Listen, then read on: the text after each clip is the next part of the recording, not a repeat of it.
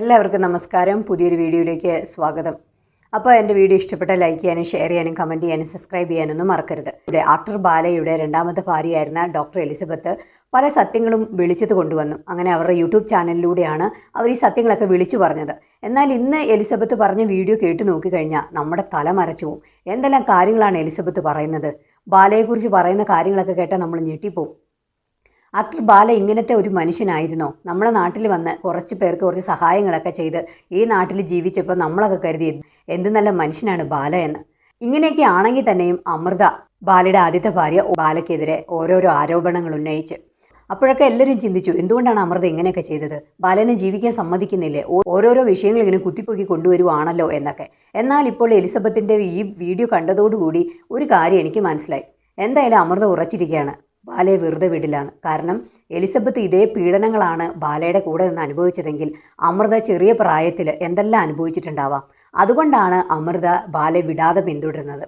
ഇവനെ വിടരുത് എന്നാണ് ഞാനും പറയുന്നത്. കാരണം അതുപോലുള്ള കൊടിയ പീഡനങ്ങളിലൂടെ എലിസബത്ത് കടന്നുപോയി. അമൃത അക്കാര്യങ്ങളൊന്നും പറഞ്ഞിട്ടില്ല. ഇങ്ങനെ ഉപദ്രവിക്കുമായിരുന്നു എന്നുള്ള കാര്യങ്ങളൊക്കെ ചെറുതായിട്ടേ പറഞ്ഞിട്ടുള്ളൂ. എന്നാൽ ഇപ്പോൾ എലിസബത്ത് ഒരുപാട് കാര്യങ്ങളാണ് പറയുന്നത്. അത് കേട്ടാൽ ഞെട്ടിപ്പോനെ വെറുതെ വിടരുത് തന്നെയാണ് എൻ്റെ അഭിപ്രായം. കാരണം ഇതൊക്കെ നിയമത്തിൻ്റെ മുമ്പിൽ കൊണ്ടുവരേണ്ടതാണ്. എങ്ങനെ ഒരു സ്ത്രീയെ അല്ലെങ്കിൽ സ്വന്തം ഭാര്യനെ ഇതുപോലെ പീഡിപ്പിക്കാൻ കഴിയും? എന്നിട്ട് മൈക്ക് കൊട്ടി പ്രസംഗിക്കുന്നത് പോലെ പറയണം അവൾക്ക് പ്രസവിക്കാൻ കഴിയില്ല, അവളൊരു പൊട്ടിയാണ്, അവളൊരു ഫൂളാണ്, അവൾക്ക് സംസാരിക്കാൻ അറിയില്ല, അവൾക്ക് മറ്റുള്ളവരോട് എങ്ങനെ പെരുമാറണം എന്നറിയില്ല എന്ന് പുള്ളി മുൻധാരണയോടെ പറഞ്ഞ് അങ്ങനെ സ്ഥാപിച്ച് മീഡിയയുടെ മുമ്പിൽ കൊണ്ടുവന്നു. അതുമാത്രമല്ല പല കേസുകളിലും പുള്ളി പെട്ടിട്ട് എലിസബത്തിനെ മുന്നിൽ നിർത്തി കളിച്ചിരിക്കുന്നു. ഇങ്ങനെയുള്ള പല സത്യങ്ങളും കേൾക്കുമ്പോൾ നമുക്ക് എന്താണ് തോന്നുക? ഒരു സ്ത്രീയോട് ഇത്ര ക്രൂരമായി പെരുമാറാൻ എങ്ങനെ തോന്നി ബാലയ്ക്ക്? അതും രോഗക്കിടക്കയിൽ ബാല ഇരുന്ന സമയത്ത് എത്ര നന്നായാണ് എലിസബത്ത് ബാലയെ നോക്കിയിരുന്നത്. എന്നാൽ ഇപ്പോൾ കറിവേപ്പില പോലെയാണ് എലിസബത്തിനെ വലിച്ചെറിഞ്ഞത്. ആ കസ്തൂരി എന്ന് പറയുന്ന ഒരു വ്യക്തിയാണ് വന്നിരുന്നിട്ട് ഈ ഇതുപോലെ കമൻ്റ് ഇടുന്നത്. അവരോട് ചോദിക്കുകയാണ്, നിങ്ങൾക്ക് സ്വത്ത് വേണോ, അതിന് വേണ്ടിയിട്ടാണോ ഫൈറ്റ് ചെയ്യുന്നത്? അവർക്ക് എങ്ങനെ തോന്നുന്നു ഇങ്ങനെയൊക്കെ ചോദിക്കാൻ? ഒരു സ്ത്രീ ഇത്രയും അനുഭവിച്ചിട്ട്, ഇത്രയും അവരവരുടെ ജീവിതത്തിൽ അനുഭവിച്ചിട്ട്, അതും ഭർത്താവ് എലിസബത്ത് അതുപോലെയാണ് ബാലയെ സ്നേഹിച്ചത്. ആ സ്നേഹത്തിന് ബാല കൊടുത്ത പ്രതിഫലം അവളെ നാണം കെടുത്തുമായിരുന്നു പബ്ലിക്കിൻ്റെ മുമ്പിൽ. പത്രസമ്മേളനത്തിന് പച്ചയ്ക്ക് എലിസബത്തിനെ നാണം കെടുത്തി സംസാരിച്ചു. അതും പോരാഞ്ഞിട്ട് വീട്ടിലിട്ടു, മുറിയിൽ പൂട്ടിയിട്ടു, ആഹാരം കൊടുക്കാതിരുന്നു, ഉപദ്രവങ്ങൾ, ഇതുപോലെയുള്ള പീഡനങ്ങളിലൂടെ എലിസബത്ത് കടന്നു പോയിട്ട് ഇത്ര സഹിച്ചിട്ടും എലിസബത്ത് ഒരു കംപ്ലൈൻറ്റ് കൊടുക്കുകയായിട്ടേ ചെയ്തില്ല. എന്നാൽ എലിസബത്ത് അന്നേ കേസ് കൊടുക്കേണ്ടതായിരുന്നു. എന്നാൽ ഇത് ഇത്ര പൊങ്ങത്തില്ലായിരുന്നു ഇയാൾ. എങ്ങനെയാണ് ഇങ്ങനെ ഒരു പെണ്ണിനെ ഇതുപോലെ ഉപദ്രവിക്കാൻ തോന്നുന്നതെന്ന് എനിക്ക് മനസ്സിലാവുന്നില്ല. എന്തായാലും എലിസബത്തിൻ്റെ വീഡിയോ നമുക്കൊന്ന് കേട്ട് നോക്കാം. ഹായ്, എലിസബത്താണ്. ഞാൻ ആക്ച്വലി ഈ വീഡിയോ നമ്മുടെ കസ്തൂരി എന്ന് പറഞ്ഞിട്ടുള്ള ഈ അക്കൗണ്ടിൻ്റെ കമൻറ്റ് ബേസ് ചെയ്തിട്ട് തന്നെയാണ് പറയുന്നത്. അതിന് ഒപ്പം കുറച്ചൊപ്പം നടന്ന കാര്യങ്ങളും ഞാൻ പറയാൻ ഉദ്ദേശിക്കുന്നുണ്ട്. ഞാൻ ആക്ച്വലി ഈ വീഡിയോകൾ ഇങ്ങനെ ചെയ്യുന്നതിൻ്റെ ഉദ്ദേശം എന്ന് പറഞ്ഞാൽ, ഇനി ഇൻ കേസ് എന്തെങ്കിലും എനിക്ക് സംഭവിക്കുകയാണെങ്കിൽ, ഞാൻ മരിച്ചു പോവുകയാണെങ്കിലോ, അല്ലെങ്കിൽ ആരെങ്കിലും കൊല്ലുകയാണെങ്കിലോ, അല്ലെങ്കിൽ വേറെ എന്തെങ്കിലും അങ്ങനത്തെ എന്തെങ്കിലും നടക്കുകയാണെങ്കിൽ ഓക്കെ, ഈ വീഡിയോകളൊക്കെ ഞാൻ പറഞ്ഞു വെച്ചിട്ടുണ്ടല്ലോ. അപ്പോൾ നടന്ന കാര്യങ്ങളും അതുപോലെ തന്നെ ഈവൻ ഞാൻ കുറേ കാര്യങ്ങൾ കണ്ടതുണ്ട്. ഇന്നെ ബാധിച്ചിട്ടില്ലെങ്കിലും ഇപ്പോൾ അജു ലക്സിൻ്റെ കേസ്, ചെകുത്താൻ്റെ കേസിൽ ഞാൻ കണ്ട പോലെ തന്നെ പല കേസുകളിൽ ഞാൻ കണ്ട കാര്യങ്ങളുണ്ട്. അപ്പോൾ അതൊക്കെ പറഞ്ഞ് എനിക്ക് ഈവൻ ഇഫ് ഞാൻ മരിക്കുകയാണെങ്കിലും അതിനു മുമ്പ് എല്ലാതും എനിക്ക് ചെയ്യാവുന്ന കാര്യം ചെയ്തിട്ട് പോകണമെന്ന് എനിക്കുണ്ട്. അതുകൊണ്ടാണ് ഈ വീഡിയോകളൊക്കെ ചെയ്യണേ. കസ്തൂരിനെ മാത്രം കൂടുതൽ സെലക്ട് ചെയ്യണ കാരണം എന്ന് പറഞ്ഞാൽ, I think I know this person. ഇവരുടെ കമൻറ്റുകൾ കണ്ടാലും അതുപോലെ തോന്നുന്നുണ്ട്. എൻ്റെ ലൈഫിൽ എന്നെ ഏറ്റവും മനസ്സിലാക്കിയ ഒരാളാണ് ഞാൻ ഇഷ്ടപ്പെട്ട ആൾ. അപ്പോൾ ആ ഇഷ്ടപ്പെട്ട ആൾക്ക് പക്ഷേ അത് മനസ്സിലാക്കിയിട്ട് ഉപകാരത്തിനല്ല, ഉപദ്രവിക്കാനാണ് ആ കാര്യങ്ങളൊക്കെ ചെയ്തോണേ. സോ ആ ഉപദ്രവമാണ് ഇതിലൊക്കെ കാണുന്നത്. അവരുടെ മാത്രം കമൻറ്റ് എടുക്കണമെന്ന് പറഞ്ഞാൽ, ഇത് പേഴ്സണൽ വരണ PR വർക്ക് മാത്രമല്ല, പേഴ്സണലി ഇവരുടെ പല വീഡിയോകളിലും നമുക്ക് കാണാൻ പറ്റുന്ന ഒരാളാണ് എന്നാണ് ഞാൻ മനസ്സിലാക്കുന്നത്. പക്ഷേ നമുക്ക് കറക്റ്റായിട്ടുള്ളൊരു ഐഡിയ ഇല്ലാണ്ട് നമ്മളതിനെ ആരെയും കുറ്റം പറയാൻ പറ്റില്ലല്ലോ. So if you wish his liver to stop working, either you or your family member heart might stop working. That's what hate does. So put your brain to work and think positive. Okay, അപ്പോൾ ഈ പറഞ്ഞാൽ തന്നെ എനിക്ക് ഭയങ്കരമായിട്ട് ഡൗട്ടുള്ളതെന്ന് പറഞ്ഞാൽ, ഇവർ ഗുണ്ടായുസ് ഇതൊക്കെ വിട്ടിട്ട് കൂടോത്രം തുടങ്ങിയിട്ടുണ്ടോയെന്നാണ്. കാരണം ഒരു 10-30 ദിവസം മുമ്പ് എൻ്റെ ഡാഡിക്ക് ചെസ്റ്റ് പെയിൻ വന്ന് നോക്കുമ്പോൾ 3 ഹാർട്ട് ബ്ലോക്ക് ഉണ്ടായിരുന്നു, ഭയങ്കര സിവിയർ ആയിരുന്നു, ആൻജിയോപ്ലാസ്റ്റി കഴിഞ്ഞു, അങ്ങനെ കിടക്കുകയാണ്. അപ്പോൾ ഇവർക്ക് എവിടെയെങ്കിലും ഇൻഫർമേഷൻ കിട്ടിയിട്ടുണ്ടാവും. അപ്പോൾ അത് കൊള്ളിക്കാൻ വേണ്ടിയിട്ടാണ് പറഞ്ഞത്. മാത്രമല്ല കൂടോത്രത്തിൻ്റെ പരിപാടി ഉണ്ടെന്ന് ഞാൻ കേട്ടിട്ടുണ്ട്. അതുപോലെ തന്നെ എനിക്ക് പ്രേതബാധ ഉണ്ട് എന്നൊക്കെ പറഞ്ഞിട്ട് ഇവർ പല തരത്തിൽ ഇന്നെ ഹരാസ് ചെയ്തിട്ടുണ്ട്. അതുപോലെ തന്നെ പല പൂജകളും നടത്തിയില്ലെങ്കിൽ നിന്നെ ഇവിടെ നിന്ന് ഇറക്കി വിടും അങ്ങനെ ഇങ്ങനെയെന്നൊക്കെ പറഞ്ഞിട്ട് ഉള്ള പരിപാടികൾ വേറി. ആൾക്കാർ പിന്നെ ചോദിക്കുന്ന ചോദ്യമാണ് എന്താണ് ഇങ്ങനെ വീഡിയോ ഇട്ടിട്ട് കാര്യം. ഞാൻ ഒരു പോയിന്റ് പറഞ്ഞു, എനിക്ക് എന്തെങ്കിലും സംഭവിക്കുന്നതിന് മുമ്പ് നടന്ന കാര്യങ്ങളും കണ്ട കാര്യങ്ങളും ഒക്കെ പറഞ്ഞില്ലെങ്കിൽ എനിക്കൊരു സമാധാനം കിട്ടില്ല. കാരണം ഓക്കെ കണ്ടിട്ട് മിണ്ടാണ്ടിരിക്കുക എന്ന് പറഞ്ഞാൽ അന്ന് ഞാൻ പേടിച്ചിട്ട് ചെയ്തു. എനിക്ക് പേടിക്കേണ്ട കാര്യമില്ല എനിക്ക് തോന്നുന്നു. കാരണം ഞാൻ വേറെ ഒരു ഇതായിട്ട് പോയിട്ടടക്കം എൻ്റെ പിന്നാലെ വന്നിട്ട് പല നെഗറ്റീവ് ആൾക്കാരെ കൊണ്ടും എൻ്റെ പഴയ കാര്യങ്ങളും ഇതൊക്കെ പറഞ്ഞ് ഭീഷണിപ്പെടുത്തുന്ന ഒരാൾ ഉണ്ടെങ്കിൽ ഓക്കെ നമ്മളെല്ലാം പറഞ്ഞ് ചെയ്യാമെന്ന് ഞാൻ വിചാരിച്ചു. ലോയറിനോടൊക്കെ ചോദിക്കുമ്പോൾ ഇവർ പറഞ്ഞ കേസിന് അത്ര സ്ട്രോങ് ഇല്ല, കണ്ടിന്യൂസ് ആയിട്ടുള്ള ത്രെറ്റ്സ് ഉണ്ടാവണം, അങ്ങനെ ഇങ്ങനെ ഇത് അത് എന്നൊക്കെ പറഞ്ഞ് തെളിവുകൾ നമ്മൾ പീഡിപ്പിക്കുമ്പോഴൊക്കെ നമ്മൾ ക്യാമറ വെച്ചിട്ടല്ലല്ലോ നമ്മൾ അത് ചെയ്യണത്. നമുക്ക് ആ സമയത്ത് പെട്ടെന്ന് അടി കിട്ടുന്നതാണല്ലോ. അതിനൊന്നും നമ്മൾ ക്യാമറ വെച്ചിട്ടല്ലോ നമ്മൾ അടി കിട്ടുന്നത്, ക്യാമറ ഫോക്കസിലും എടുക്കുന്നത്. ഈ മോൺസൺ മാവുങ്കൽ എന്ന് പറഞ്ഞിട്ടുള്ള കേസ്, ആ കേസിൽ ഈവൻ ഇപ്പോൾ IAS പഠിക്കാനുള്ളൊരു കേസൊക്കെയാണെന്ന് പറഞ്ഞത്. അത്ര വലിയ കേസൊക്കെയാണെന്നാണ് പറഞ്ഞത്. അത്ര ആൾക്കാരനെ പറ്റിച്ചിട്ടുണ്ടെന്നുള്ളത്. അപ്പോൾ അത്ര സീക്രട്ടായിട്ടുള്ള നടന്നിട്ടുള്ള കേസ് പോലും അങ്ങേരനെ അറസ്റ്റ് ചെയ്യണതിൻ്റെ 6 മാസം മുമ്പ് ഇങ്ങേർക്ക് ഒരു SP ഇയാളിനെ ഇൻഫോം ചെയ്തിട്ടുണ്ടായിരുന്നു. അയാളായിട്ടുള്ള ഡീലിങ്സൊക്കെ കട്ട് ചെയ്യണം, ഇനി ഇന്നെ വിളിക്കേണ്ട, നിങ്ങളും അവരായിട്ടുള്ള ഡീലിങ്സൊക്കെ കട്ട് ചെയ്തിട്ട് നിർത്തണം എന്ന് പറഞ്ഞിട്ട് ഇയാൾക്കൊരു ഇൻഫർമേഷൻ കിട്ടിയിട്ടുണ്ടെന്ന് ഇയാൾ പറഞ്ഞിട്ടുണ്ടായിരുന്നു. അതൊക്കെ സത്യമാണോ എന്നറിയില്ല.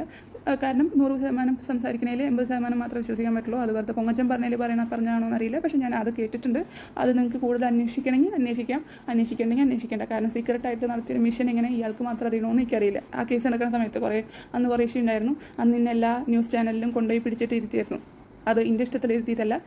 അന്ന് ഇരുത്താൻ കാരണം എന്ന് പറഞ്ഞാൽ ഒരു പെണ്ണ് കൂടിയിരിക്കുന്നുണ്ടെങ്കിൽ ഇവരധികം എന്നെ ക്വസ്റ്റ്യൻ ചെയ്യില്ല എന്നുള്ള ഒരു കേസിന് കൊണ്ടാണ് എല്ലാ ഇൻ്റർവ്യൂവിലും എന്നെ പിടിച്ചിട്ട് അവിടെ ഇരുത്തിയിരുന്നത്. പക്ഷേ പുള്ളിക്ക് എന്തോ പറയാൻ കിട്ടാത്ത സമയത്ത് എലിസബത്ത് കം ഹിയർ എന്ന് പറഞ്ഞിട്ട് നിങ്ങൾ അത് ഒരു ട്രോളാക്കിയിട്ട് എടുത്ത സംഭവമാണ്. അത് പുള്ളിക്ക് പറയാൻ കിട്ടാതിരിക്കുമ്പോൾ ഇന്ന അമ്മ ഇരിക്കുന്നുണ്ട്, ഇന്ന ഭാര്യ ഇരിക്കുന്നുണ്ട് എന്നൊക്കെ പറഞ്ഞിട്ട് ഉണ്ടാക്കുന്ന ഓരോ കേസുകളാണ്. Indian law doesn't allow marriage of those with mental illness and Indian medical board doesn't allow doctors with mental illness to practise. Oh my god, നിങ്ങൾ ഇന്ത്യൻ മെഡിക്കൽ ബോർഡിലും ഉണ്ടോ? ഇന്ത്യൻ മെഡിക്കൽ ബോർഡിലുള്ള ആൾക്കാരൊന്ന് ആൻസർ പറയണമെന്ന് ഞാൻ വിചാരിക്കുന്നു. എനിക്ക് എല്ലാ തരത്തിലുള്ള ഫിറ്റ്നസ്സും കിട്ടിയിട്ടാണ് ഞാൻ വർക്ക് ചെയ്യുന്നത്.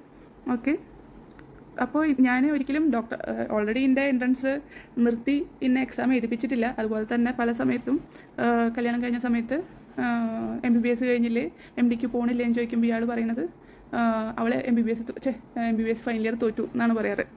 കാരണം ആദ്യത്തെ ഒരു തവണ ഞാൻ ഇല്ല പുള്ളിക്ക് ഇഷ്ടമില്ല എന്ന് പറഞ്ഞപ്പോൾ എനിക്കൊരു അടിയാണ് കിട്ടിയത്. അപ്പോൾ പിന്നെ ഞാനൊന്നും മിണ്ടാറില്ല. തോറ്റു എന്ന് പറഞ്ഞാൽ ഓക്കെ തോറ്റു, അത്രേ ഉള്ളൂ. ഞാൻ തോറ്റിട്ടുണ്ടോ എന്നൊക്കെ നിങ്ങൾക്ക് അന്വേഷിക്കുക. അത് വേറെ മീഡിയക്കാർക്ക് ഒരു ബക്കാർഡർ കുപ്പിയും അതുപോലെ തന്നെ 5,000 10,000 കൊണ്ട് കൊടുത്തിട്ട് കുറേ യൂട്യൂബേഴ്സിനെ കൊണ്ട് സ്വന്തമായിട്ടുള്ള വീഡിയോകൾ ഇടിപ്പിക്കുന്ന കേസുകൾ ഞാൻ കണ്ടിട്ടുണ്ട്. ഞാൻ അവിടെയാണല്ലോ നിന്നായിരുന്നത്. ഞാൻ കണ്ട കാര്യങ്ങളൊക്കെ ഇതിൽ പറയാനാണ് വന്നോണേ. ഞാൻ ഈ FB ഡിലീറ്റ് ആക്കുന്നുണ്ടെങ്കിൽ അത് ഞാൻ കാരണമില്ല എന്ന് മനസ്സിലാക്കുക. ഒന്നെങ്കിൽ ഇവരുടെ ആൾക്കാർ ഇത് പൂട്ടിച്ചു, അല്ലെങ്കിൽ ഗവൺമെൻറ്റായിട്ട് എൻ്റെ FB ഡിലീറ്റ് ആക്കി. അതായത് പല സത്യങ്ങളും പുറത്തു വരണ്ടായെന്ന് ആഗ്രഹമുള്ള ആൾക്കാർ അത് ചെയ്തു, അത്രേ ഉള്ളൂ. എനിക്കിത്തിരി സന്തോഷമുണ്ട് ആക്ച്വലി, സത്യമായിട്ട്. കാരണം ഞാൻ കുറേ കാലമായിട്ട് പേടി കാരണം മറച്ചു വെച്ചിട്ടുണ്ടായിരുന്ന കാര്യങ്ങൾ, ഇനി എല്ലാ കാര്യങ്ങളും എനിക്കറിയുന്ന കാര്യങ്ങളൊക്കെ ഞാൻ ഈ ഇങ്ങനത്തെ വീഡിയോകളിൽ പറഞ്ഞുകൊണ്ടിരിക്കും. സോ എനിക്ക് അത് ഹെൽപ്പ് ചെയ്യുന്നുണ്ടെന്നാണ് ഞാൻ വിചാരിക്കുന്നത്. ഓരോ 2 മാസം അഡ്മിറ്റായിട്ട് പേടിച്ചിട്ടും പ്രാർത്ഥിച്ചിട്ടും ഇത് ചെയ്തിട്ടൊക്കെയാണ് കടന്നുപോയാണ്. അതിൻ്റെ ഇടയിൽ കുറേ ക്രൈം, ഇത് പോലീസ് അന്വേഷണം, അതുപോലെ തന്നെ ഇടയിൽ ഓരോ പറ്റിക്കൽ, അതിൻ്റെ ഇടയിൽ ഫിസ്റ്റുല സർജറി, അതിൻ്റെ ഇടയിൽ മോഷൻ കഴുകൽ. വല്ലാത്ത മോഷൻ കഴുകലായിരുന്നു. ഈ ഇറിറ്റബിൾ ബവൽ സിൻഡ്രോം ഒക്കെ ഉള്ള കാരണം അങ്ങനെ പെയിൻ ഉള്ളുമ്പോൾ 10-20 തവണ പോവും. ഞാൻ പെയിൻ സഹിച്ചിട്ടില്ല എന്നൊക്കെ പറയുന്നില്ല. പക്ഷേ അതൊക്കെ കഴുകിയ ആളിനെ ചവിട്ടുമ്പോൾ അതൊക്കെ പറയേണ്ട കാര്യമാണല്ലോ. പിന്നെന്താ ടൈഫോയിഡ്, പിന്നെന്താ പിന്നെ എല്ലാ കേസിലും നമ്മൾ തന്നെ പ്രതിയാക്കുകയാണല്ലോ. എല്ലാത്തിലും കൊണ്ടുപോയിട്ട് അതിലേക്ക് കൂട്ടുപ്രതിയാക്കുക. അടിപൊളി. അപ്പോൾ ഈ ചെയ്തൊന്നും കുഴപ്പമില്ല, ബാക്കിയുള്ള ആൾക്കാരുടെ മുമ്പിലിട്ടിട്ട് പീഡിപ്പിച്ചത് കുഴപ്പമില്ല.